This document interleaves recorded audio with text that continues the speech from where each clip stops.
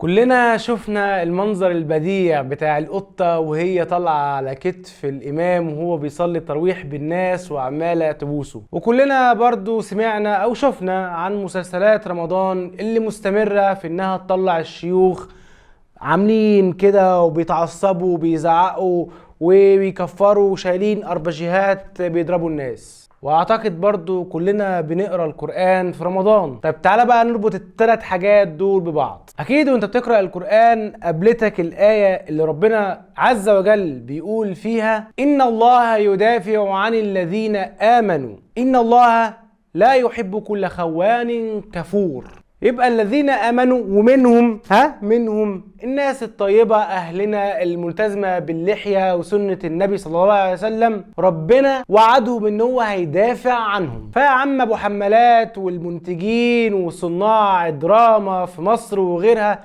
اللي كل رمضان يصدعونا ويقعدوا يشوهوا في صورة الملتزمين، خلي بالكم لان في آية تانية برضو اكيد عديت عليها، ربنا عز وجل بيقول فيها وما يعلم جنود ربك الا هو. فربنا عنده جنود مش كل الناس يعرفوهم او شايفينهم. الريح جندي من جنود الله. طيب وممكن القطة اللي طلعت على كتف الشيخ تكون سبحان الله جندي من جنود الله، ربنا بعتها عشان خاطر تبين قد ايه الناس دي قلوبها مليانة عطف وحنان، مش زي الاعلام ما بيصور.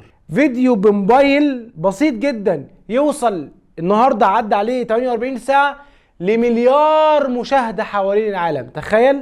تخيل الناس اياهم يقعدوا يصرفوا ملايين في انتاج وتصوير واخراج ولوكيشن وممثلين، ويجي ربنا بجند من جنوده بتصوير موبايل يهزم كل ده ويجعله هباء منثورا. ويمكرون ويمكر الله والله خير الماكرين. مش عارف الناس اللي بتشوه المسلمين والملتزمين ما بيفكروش في لحظة ان هم ممكن يكونوا واقعين تحت قول الله تعالى إن الله لا يحب كل خوان كفور.